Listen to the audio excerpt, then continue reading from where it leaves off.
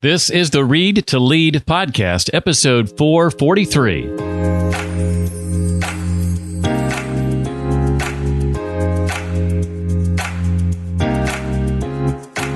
Are you mentoring people? Are you serving people? Are you writing books? Are you producing podcasts? Are you doing things that are going to help way more people than you could ever help on a one-to-one personal level? Are you drifting through life? Do you want to leave a powerful legacy but aren't sure where to start? Would you like to make a difference not only today, but also 100 years from now? If so, you need a compass, a collection of essential values to carry with you on life's journey. Values that'll help you become a person of character and guide you through the fog and confusion of the modern world. Hi, I'm Jeff Brown, and this is the Read to Lead podcast, the podcast that's dedicated to your personal and professional growth, where I believe that if you want to achieve true success in business and in life, then intentional and consistent reading is a must. And to make the most of that reading and the other content you're consuming, you have to understand what goes into executing on that knowledge. That's why I created Note Making Mastery, my live cohort that this week begins its third iteration.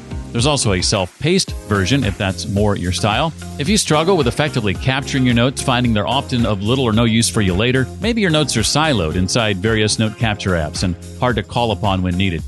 Maybe you struggle with borrowed creativity, gathering other people's thoughts that never seem to evolve into ideas all your own. Or you've got numerous notebooks filled with handwritten notes that are difficult to organize with ideas among them that are impossible to connect. Or you've found that creating with those notes and implementing what you've learned is incredibly difficult. If that's the case, then I'm thrilled to let you know that in Note Making Mastery, you learn how to better collect and capture your notes, what to write, how much, what tools to use and when, how to better connect and organize your notes so that you can easily and effectively and sometimes serendipitously find them later when it matters, how to better crystallize or develop and distill your notes so that your unique responses to the inputs, your own ideas and insights generated from the content you consume doesn't fall through the cracks, and how to better create with and from your notes. After all, what's the point of consuming all this content in the first place if you never share what you've learned with the world, whether that's online at work or even in conversation?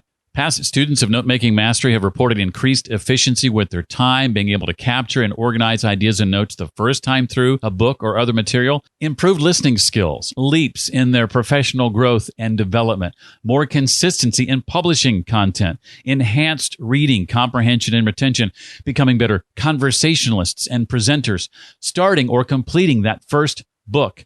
If any of those things resonate with you, I encourage you to check out Note-Making Mastery.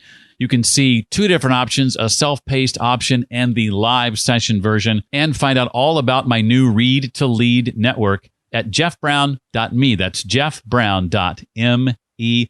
I hope to see you for this month's Note-Making Mastery because it's not too late. Again, jeffbrown.me. Kent Sanders is the founder of Inkwell Ghostwriting, which helps leaders grow their businesses through books and other content. He's also the author of The Artist's Suitcase, 26 Essentials for the Creative Journey, and co-author of Performance-Driven Giving, the roadmap to unleashing the power of generosity in your life. Kent loves to help other writers, too, as the founder of the Daily Writer Club and as host of the Daily Writer podcast. You'll find him at kentsanders.net and dailywriterlife.com. I'm calling this book we're talking about today his new book, which came out in April. He is part of a book that's coming out today also, which we'll talk about just a little bit later. But the book that is the focus of our conversation is called 18 Words to Live By, A Father's Wisdom on What Matters Most. Kent, this is probably long overdue, but I want to welcome you officially to the Read to Lead podcast. Thank you, Jeff. I really appreciate the invite. I have been a longtime listener of your show. In fact, it's one of the podcasts that I have listened to the longest over the years. When you were a kid, did you watch Johnny Carson? Yes. So I feel a little bit like one of those guests who have been watching The Tonight Show for years, and then all of a sudden you hear Ed McMahon's voice, and I'm like, oh my gosh, I get to be a guest. I feel so honored and so respected, and so cherished. So thanks for the invite. I appreciate it. Wow. That's a compliment and a half right there. I really appreciate that. I admired Carson and his work a great deal. So thank you. I appreciate that. Absolutely. First, I would love for you to address your relationship as a parent with time. How does time manage to alter itself when the little ones come along? Boy, that's a great question. My wife and I have talked about that a lot. our experience now, one thing to keep in mind is we have one child. His name is Ben. He's 18. Obviously, that goes along with the book because I wrote the book for his 18th birthday. For us, our experience was that when he got in junior high, things started to go a lot faster. And I'm not sure why that was. Maybe except that when you get in junior high, there's a lot more activities. The kids have typically a lot more homework. There's just more hubbub in your life in general because there's just a lot more stuff involved in their school activities. So for us, things seem to go by faster and faster when he got in junior high. And then all of a sudden we turned around and, oh, he's graduating. I don't know if that's all parents experience, but it certainly was for us. It's a really bizarre phenomenon. I'm not sure why that's the case, but I think most parents do experience that. Well, I want to know where the idea to write a book for your son, to your son for his 18th birthday came from. How did that all come about? And did you maybe second guess the idea at any point? I never second guessed it. This is the way that honestly it happened. So in the summer of 2021, so this would have been last summer, one day I just realized, oh my goodness, my son's going to be 18 next year. Now, that wasn't news to me, and I had known ever since he was born that someday he would be 18. But, I think every parent, you have that realization where you look around and think, oh my gosh, this certain milestone is going to be happening in my kid's life. Same thing in other areas of life. You look around and maybe you think one day, oh my gosh, I'm going to be 30 or 40 or 50, or this other important thing is coming up, and it kind of sneaks up on you. So I was just sitting around one day and thinking, man, what is something really special I could give him for his 18th birthday? And I didn't just want to do the normal thing of here's some tech thing or whatever it is. I wanted to do something that I felt like would be really meaningful. Now, I am also into family history and into genealogy and all that stuff. So I thought, what is something I could give him that is something he could pass on to his kids or grandkids or great-grandkids when I'm gone someday? Not to be morbid, but I'm kind of a realist, and I think if you live life with the perspective that you are going to pass away someday, you need to think about what you're going to leave to the people who come behind you. So being a writer, and that being my main marketable skill, I don't have a lot of other skills, to be honest with you, but I can write. I thought, well, why don't I write a book? And so that's what I proceeded to do. And I just started to think of what are some values that I would want to include in this book. And one day the title 18 Words to Live By just kind of popped into my head out of nowhere. So I just started thinking through what would the chapters be and how would I put this together. And I wanted it to be a short book of wisdom, meaning the chapters would be really short, would be easy to read. It would be something that a person could read in an hour or two. So that's really how the book came together. It just probably out of a sense of desperation a little bit that I wanted to do something that I felt like would be perceived as special to my kids. So that's really where it came from. And something that future generations in your family are going to stumble across, whether absolutely, even if they're not made obviously aware of it. You give that example, I think, at one point of somebody opening up a box and finding a copy of it with the name Sanders on it and going, "Oh, what's this about?" Right. Well, one of my most treasured possessions is I don't know if you remember this brand of notebooks. I never used them as a kid, but I think they were still around at some point, maybe back maybe they still are. I don't know. It's the Scotty brand notebook. And it was like a black and white. It looked like a paint speckled cover on it. At least that's what one of them looked like. I've got one of those, and my grandmother had written poetry in one of those in the 1970s. She died when I was 3 years old, but that's the only thing of hers personally that I have. And it's the actual notebook that she wrote poetry in. And that's really, really special to me. And I thought, what could I make for my son that would be something similar, a physical object that contained my words and my thinking. And so that's partly where that idea came from, is just looking at this notebook of poetry my grandmother had written, and that somehow ended up with me over the years. And that was so special to me. I wanted to somehow pass that same experience onto my own kid. Obviously, parents listening right now can immediately recognize the value of a book like this, especially if they have high school or maybe college-aged children who sort of venturing out into life on their own for the first time. But what about everybody else listening? Maybe they don't have children, or their children are grown and gone, or their children are really small. There's still something in this for them, right? Oh my goodness, absolutely. Well, I think, not to, I guess, expand the metaphor in a lot of ways, or in any kind of ways that are not realistic, but I think we have children in different ways in life. There are biological children, there are spiritual children if you're a person of faith. There are other kinds of people in your life that you pass on wisdom and learning to, people that you help in life. And I think a child, and if you kind of expand the idea of what a child is to some degree, a child can be anyone that you pass on your wisdom to, someone who learns from you, someone that reads your book or listens to a podcast. I mean, my goodness, Jeff, you have at this point, how many quote unquote intellectual or leadership or reading children do you have at this point who have listened to your podcast? And at some point the metaphor kind of breaks down, of course, but I think the point remains, because your biological kids are not the only people that you impact in life. And if you don't have kids, or even if maybe you've had a child and you've lost that child, you can still have a radical impact on people in life. And I don't think the biology of how you're connected to someone really has anything to do with it. I think it is the way that you live with intention in your life. And are you mentoring people? Are you serving people? Are you writing books? Are you producing podcasts? Are you doing things that are going to help way more people than you could ever help on a one-to-one personal level? To me, that's really the thing that we're kind of setting out to do. In my case, this was just one simple project I wanted to do for my biological son. But through my other writing, I certainly want to impact far more people than just that. Well, the choice of 18 words to live by is an obvious one. Your son was about to turn 18 after all. But I have to believe that deciding upon those 18 words, filtering them down maybe to 18, was probably a tough process. Can you talk a bit about how you decided on the 18 words to live by that you chose? And then we'll go more deeply into some of those. Sure. It was. And it's actually, at least to me, it's kind of a funny story. It's probably not really an interesting story to anybody else.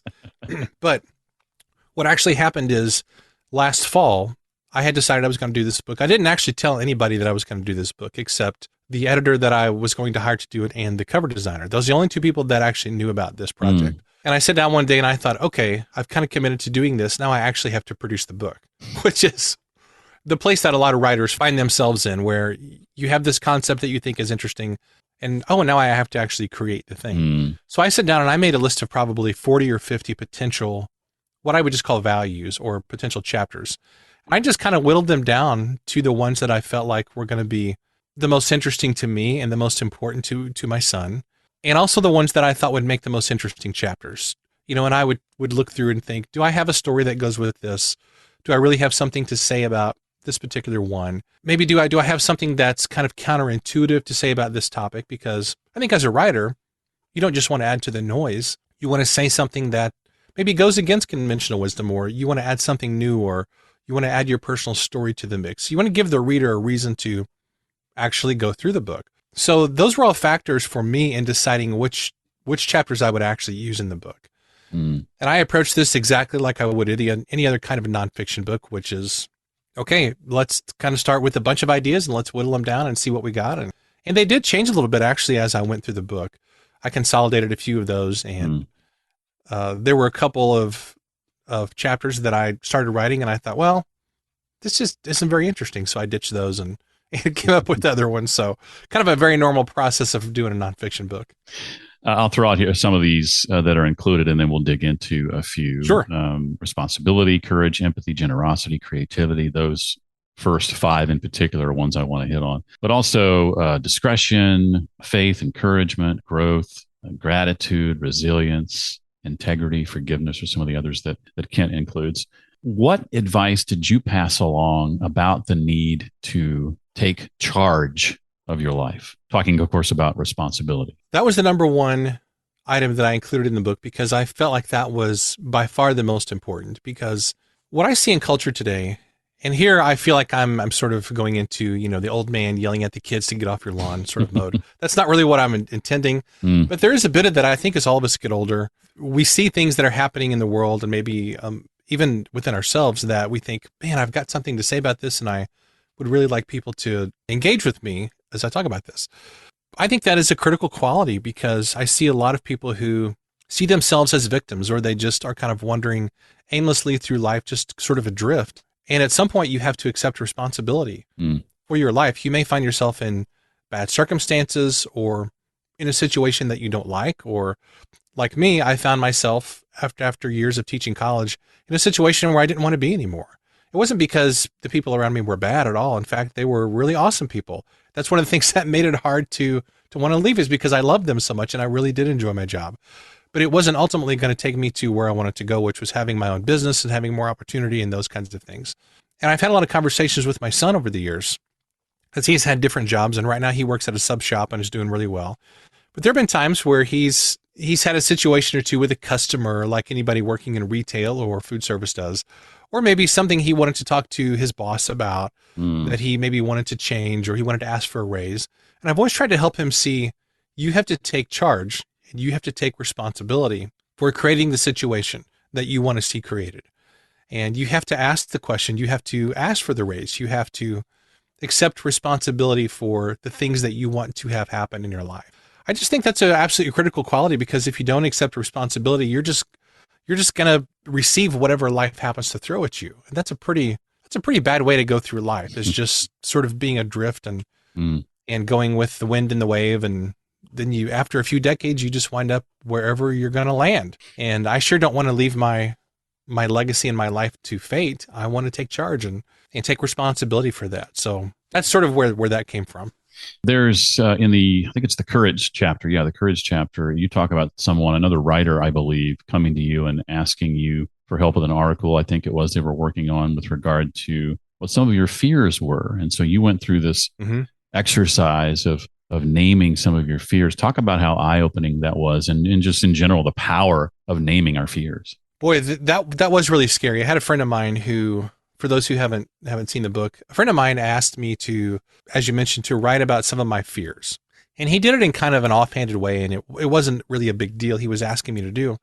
But as I sat down to write out things that I was actually scared of, it really sort of frightened me, because once I was really honest with myself, I began to see that I was really scared of, maybe not scared, but I was intimidated by what I thought people thought about me.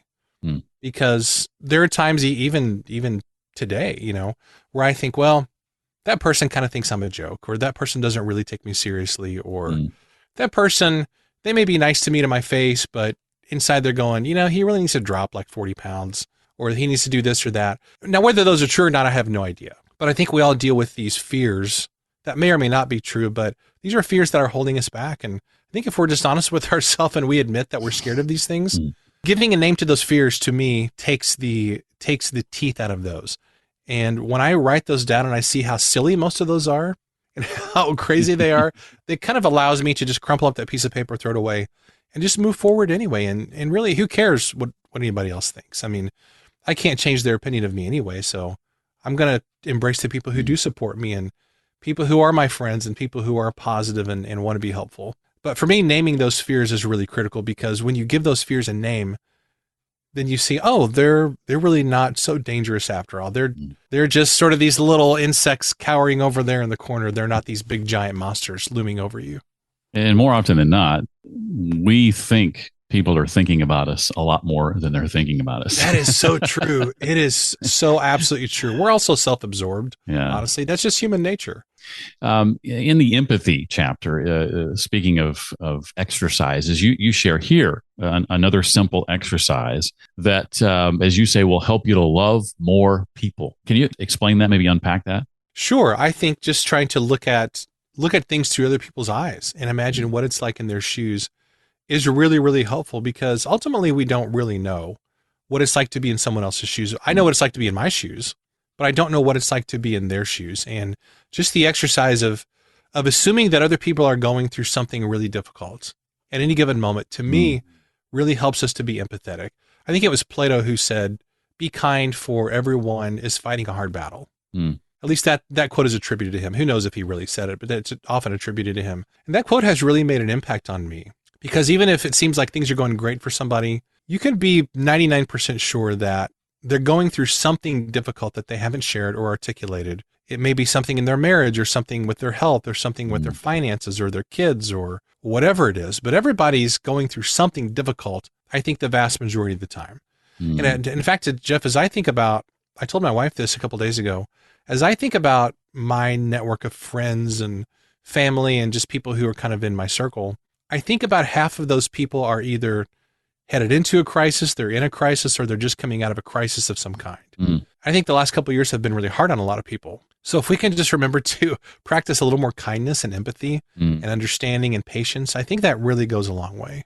Sort of connected to that, is this word in the book, a chapter dedicated to it called generosity. Share some of the ways you list in the book that we can be generous and practice every day, quite simply. We often think of generosity as giving money. And I think that's a part of it. That's part of success is financial generosity. So I know Vincent Puglisi was recently on your show. Vincent's one of my mentors and business coaches. I've been a part of his Total Life Freedom Mastermind for a couple of years, and he's had a really big impact on my thinking and on my business and just helping me get started. He talks a lot about generosity, so I definitely want to point people back to his book that he released recently. But that is one way that we can be generous as money-wise. But there are other ways to be generous too that don't cost anything, like commenting on people's posts on social media and adding a positive word there, sharing people's podcast on social media and saying, hey, I listened to the Read to Lead podcast. This is a great show. You should really check it out. Or posting a review for somebody's book. I mean, that is such a simple thing. In fact, Jeff, just before we hopped on here this morning, I noticed that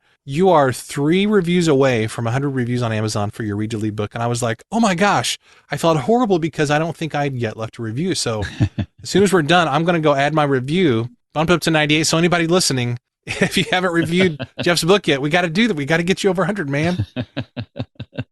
It's funny you say that because it's been stuck at 97 for the better part of, a month. I don't know why. I just can't seem to get over that 100 hump. So I appreciate that very much. Well, I'm going to take my own advice from the book. I'm going to take personal responsibility for not just leaving a review, but I'm going to recruit at least 2 other people to leave their reviews. So I want to get that sucker over 100. Oh, thank you. You're quite generous. I appreciate it. In the chapter on creativity, and let me preface this by saying, I think sort of the definition of creativity, in my view, is our ability to borrow from other people, to collaborate with other people, to then bring knowledge that might at first blush seem disparate and unconnected. When you're able to bring it together from different sources, suddenly you see connections that you wouldn't have otherwise seen. Talk about what to look for in a collaborator. What are some of the qualities we should hold out for growing our creativity? That's a great question. I do really agree with you. Collaboration is a huge part of creativity, and taking ideas from different places and blending those in new and different and unexpected ways. I do think when you're looking for a collaborator, first and foremost, it has to be somebody who's positive and somebody who's not looking to tear others down or who has a poverty mentality, meaning when somebody else wins, then I lose, or when I win, they have to lose. I think that's such a dangerous mindset that a lot of people struggle with. I struggled with it for a long time too, honestly. But now I'm in a place where I understand that when somebody else wins, then that can be a win for me also. And when I win, other people can win also. A win is good for everybody. But when it comes to collaborators, having somebody who's positive, I think having somebody who understands the value of generosity and who understands that collaboration is, 1 + 1 = 3. It's that kind of a thing.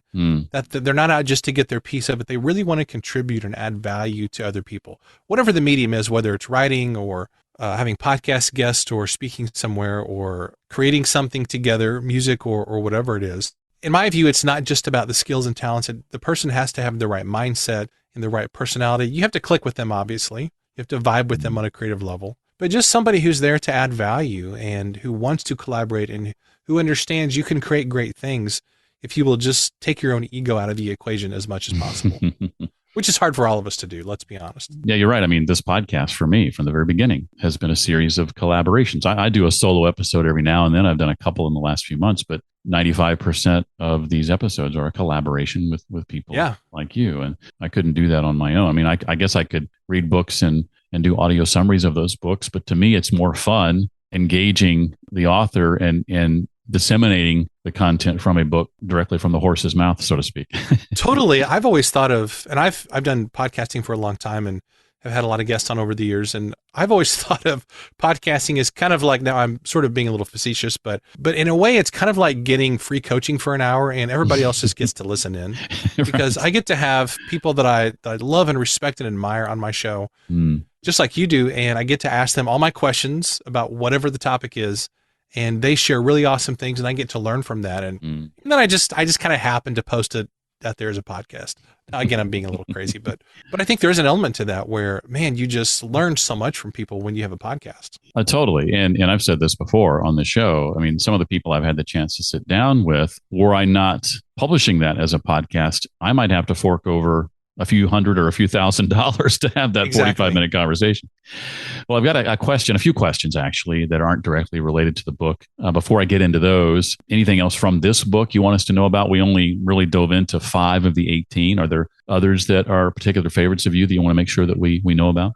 You know, the last one that I talk about in the book is forgiveness. That's the last of the 18 words. And when I wrote that chapter, I was thinking of a very close friend of mine who has had a lot of trouble forgiving someone in their life who hurt them. Obviously, I'm not going to go into detail about that. And I didn't do that in the book for obvious reasons. But I think many of us struggle with forgiveness. But the person that we have a hard time forgiving the most is ourselves, because we've done stupid things in the past. We've made mistakes. My goodness, when I look back over the last 5 or 6 years, even trying to figure out what I was going to do for my business, I made a lot of really dumb mistakes, and I wasted years just kind of spinning my wheels. And I'm so thankful that I have a patient wife who's always been supportive and who has just been my rock. And she's so wise and smart. And you should probably have her on. She would actually be way more fun than me and way smarter.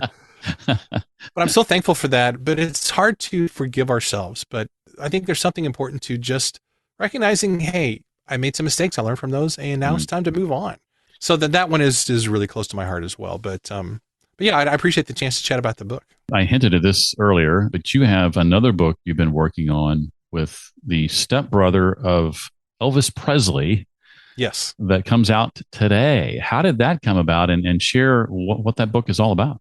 So that book is all about Elvis's spiritual journey. One of the things that has really never been explored in any sort of a deep way in movies or books or anywhere else is Elvis's journey as a person of faith, which is kind of odd considering the fact that Elvis is one of the most written and talked about people in American history, probably all of history. You know, if you think of, besides a handful of presidents and entertainers, you know, Elvis is one of the most widely known figures in modern history.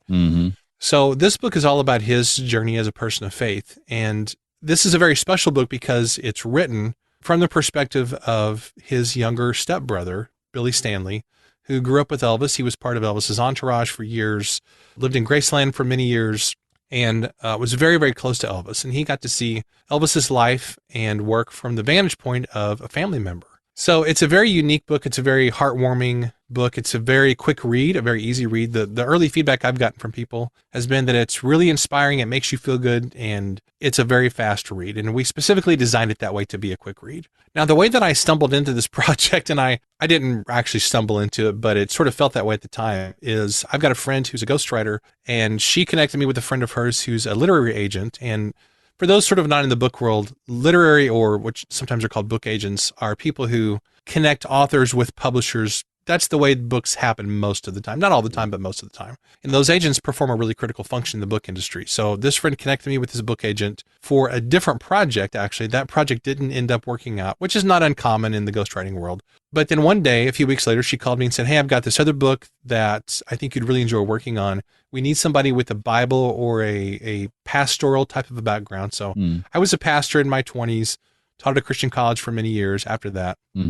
So I fit the bill. And she said, are you interested? And I said, well, I'd be stupid not to be interested. So that's kind of how I came onto that project. And it's for Thomas Nelson Publishers, part of HarperCollins. And I feel like it spoiled me in a little bit because it was such a wonderful experience working with those wonderful editors, designers, and their whole team. And then Billy Stanley, Elvis' stepbrother, is such a wonderful storyteller and such a great guy. He just made a really great collaborator. And I can talk about this publicly because my name's on the book, which isn't usually the case for ghostwriting, but in this case it was, which I'm really thankful for. So I can share the book with people. So yeah, that comes out today. Should be in bookstores all over the place, Amazon and all the normal places. So yeah, thanks for giving me an opportunity to mention that. Will this be your first traditionally published book? Your others have been self-published, is that right? That's correct. Yes. Now, how would you compare the two experiences, pros and cons? That wasn't a question I was planning on throwing at you, but as someone who's published a book traditionally and hasn't yet ventured into the self-publishing space, I'm curious to know. Well, the way that I have approached it up until now, and I'm just going to give you a totally honest answer, is that for my own stuff, I have self-published because I don't think that my platform is probably big enough to be of an interest to a publisher. The number that I keep hearing from people in that world is that you need to have an audience of at least 50,000 people for them to seriously consider you. So between my social media and email lists, I don't quite reach that number. I'm getting there quickly. But but it's not something that I have really pursued up until now because I just didn't think they would probably want to. At some point I may do that. But now the other side of that also is that I really like the control that comes from independent publishing. Mm. I am a stickler for things like book layout and cover design, and I love every aspect of the book production process. Mm-hmm. And I'm kind of a geek and a nerd when it comes to that. I mean, I'm the guy who's getting his ruler out. I've got a ruler right here. In fact, I'm measuring the book to see what size it is. I'm counting the lines on the page and looking at the spacing and the fonts and all that stuff. Wow. I'm really into that stuff because I think that's a part of the reader experience. In fact, I paid a lot of attention to that with the 18 words book, as far as the white space on the page and the length of the paragraphs and the sentences and the chapters, to create the most positive reader experience possible. So I wanted you to keep turning the pages. So that's why I made the chapters really short. I think that's important. But really, to answer your question, I love independent publishing and the control that you can have with that. But I also had a really great experience with Thomas Nelson on this book. And it was really, really fun to work with people at the top of their game in the publishing industry. They were an absolute dream to work with. So yeah, I think as opportunities present themselves, you have to evaluate what do you want from this book and what are your goals for it. Sometimes traditional publishing is the answer. Sometimes indie publishing is the answer, or maybe hybrid publishing. I do a lot of work with Morgan James Publishing with client books and some other things. So yeah, there's lots of options. I think it just depends on what your goals are for it. Yeah, one of your books was co-authored with the founder of Morgan James. Is that right? Correct. Called Performance Driven Giving. And that was the book that came out actually in May of this past year. And that book was all about how giving actually makes you a higher performing individual. I loved working in that book. I learned so much from David and our co-author, Bobby Kipper. That was a really, really fantastic project to be involved in. I really, really loved doing that. So, we talked about generosity earlier. That's a book I would highly recommend to people if you want to develop more of those qualities in your life. And we also talk a lot about giving in a corporate and business context in that book, which is really important as well. Final question, and this relates to personal knowledge management, something that I've been sort of an evangelist for the last couple of years, and just recently started teaching online a live cohort, the third one of which kicks off today, called Note Making Mastery. I want to ask you how you manage your personal knowledge. And I'm speaking specifically to the content you consume and the notes that are generated from that content. What's your process like? Surely it varies depending on what it is you're consuming, book, podcast, video, etc. Sure. But I'd love to know what practices help you keep the borrowed creativity of others that you want to keep and maybe expound on and turn into new and fresh ideas of your own. Well, the first thing I would say is that I'm really glad you've been doing this. And I'm on your email list, actually, Jeff, and I see all the emails about the note-taking mastery and everything. And I'm thrilled that you're doing this because, man, it is such a needed thing because so many of us struggle with getting organized with all those things. So as a writer, this is a critical part of not just my life, but of my job as well. I have to stay organized. So I am an Evernote junkie, and I've used Evernote for probably 10 or 12 years. And I would describe myself as a power user because I'm in Evernote multiple times a day, 10 or 15 times a day. It's where I keep all my podcast stuff. It's where I keep stuff related to my taxes and personal finances and gift ideas for my wife and my son for Christmas and about 1.5 million other kinds of things. So I have a really extensive list of notebooks in Evernote, and I'm constantly forwarding emails in there. I use the mobile app a lot. I'm in the desktop app a lot. I'm a little scared because if they ever go out of business, I'm really going to be in a major world of hurt. So I've considered switching to something like Notion or other things, but the pain of switching those tens of thousands of notes, I can't bear the thought of how I would do that. But I use Evernote a lot. I'm sure there's probably more elegant solutions these days because they really haven't innovated in a few years. I mean, sorry to say, but when they first came out, it was a really great app and I still use it all the time. So it still serves a great purpose in my life. But really the main thing here is I think you're performing a great service for people, Jeff. We've got to get more organized. And if you're going to be a leader and you're going to read and take notes, you got to have a great system for doing that. So I appreciate you putting the time and effort into creating resources around that. Well, thank you again for saying that. And I think you're right. I think Evernote doesn't make it easy to move your information out of there should you want to.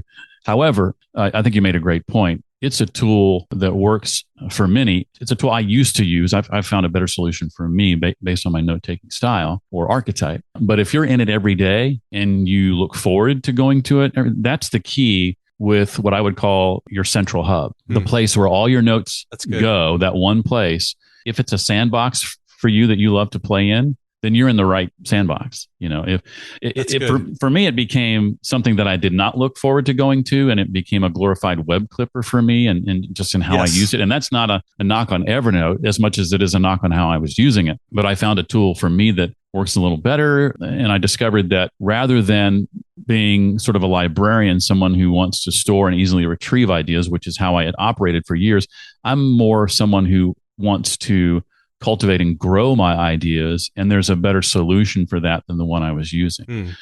And so one of the first things we talk about in note-making mastery is helping you determine, well, what is your note-taking archetype? And is the one you think it is the one it should be?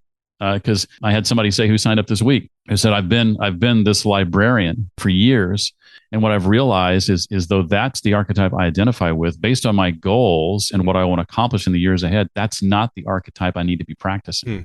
And so it's a really eye-opening thing. But I think you're obviously in the right place. You're being productive. It's one you go back to again and again. And so it's working. So if it ain't broke, don't fix it, in other words. That's true. I'm really glad you're doing this, because something that I have noticed, now I spend a lot of time around writers and people who are doing that kind of work. And there's something I've noticed with a lot of writers is there's almost I don't want to choose my words carefully, and these aren't really the right words, but they're what come to mind at the moment. There's almost a cult of obsession with notebooks and pens and pencils, and there's kind of an idea among writers that you've got to use the exact same pencil John Steinbeck used, or else you're not going to produce great work. You've got to have this certain brand of notebook and all this kind of stuff. I think it's all mostly nonsense, to be honest with you.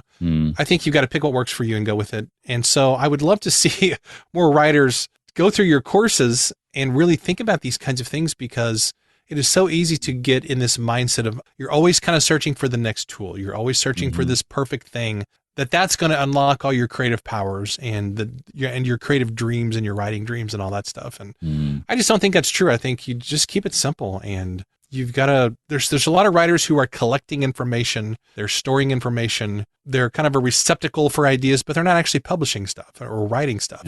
Collecting stuff doesn't do you a lot of good unless there's some kind of practical or tangible outcome of all that stuff you've been collecting. One last thing I'll say about that. If you're listening to this on the week of October 4th, it's not too late to join the latest iteration of Note-Making Mastery. Just go to jeffbrown.me. Well, this has been a great deal of fun, a very rewarding conversation, Kent. I encourage you to pick up 18 Words to Live By, A Father's Wisdom on What Matters Most, a great book to sit down and read in one sitting, or to simply dip your toe into the waters of when the mood strikes, when the need strikes. Either way, I can't thank you so much for writing it, and thank you so much for being here on the podcast today. Thanks, Jeff. This has been a huge honor. I really appreciate the opportunity to come and chat about the book, and also just to chat with you. You're just such a wonderful guy and adding so much value to people in so many ways. So I really sincerely appreciate it. I have to say, when you asked what would make this a good episode, and I jokingly said compliment the host, you really took that to heart. I actually forgot we talked about that. I just literally, when I come on a show, my goal is to make people feel good, and I just I want people to leave the episode thinking, "Hey, that was fun. I feel positive. My day's going to be a little bit better." So, well, you're good at it. Well, thank you very much. Or as Elvis would say, thank you very much. To pick up either of Kent's books we talked about today, 18 Words to Live By, or The Faith of Elvis, or any of his previous books, you can visit the show notes page for this episode, readtoleadpodcast.com/443. You'll find a synopsis, a summary of this episode there. Again, that's readtoleadpodcast.com/443 for episode 443. And as I mentioned, there's still time to take part in this month's Note-Making Mastery cohort. You can sign up at jeffbrown.me. That's jeffbrown.me to sign up today and join us this month. In Note-Making Mastery, you learn how to better collect and capture your notes, how to better connect and organize your notes, how to better develop and distill your notes, and how to better create from your notes. And that's just the start. Hope to see you this month. Go to jeffbrown.me to find out more. Next week, we'll be chatting with Slack's Helen Cupp, co-author of a book called How the Future Works, Leading Flexible Teams to Do the Best Work of Their Lives. Again, that's next time on the Read to Lead podcast. Well, that does it for this week. I look forward to seeing you next time we get together. Until then, remember, leaders read and readers lead.